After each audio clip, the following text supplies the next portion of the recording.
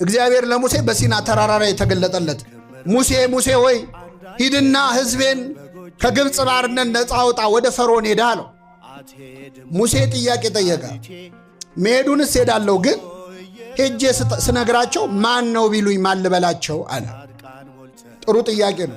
ማን ላከ ቢሉኝ ሲል እኔ የአባቶች የአብርሃም የይስሐቅ የያዕቆብ አምላክ እኔ ነኝ፣ አነ ውእቱ አነ እኔ ነኝ አለው። መለሰለት አልመለሰለት? አንድ በል። ሁለተኛ ጥያቄ ጠየቀ ሙሴ። ጌታ ሆይ እሺ አንተስ የአባቶቻችን አምላክ ነህ፣ ግን ሄጄ ስነግራቸው ባያምኑኝሳ? ምን ባይሉኝስ?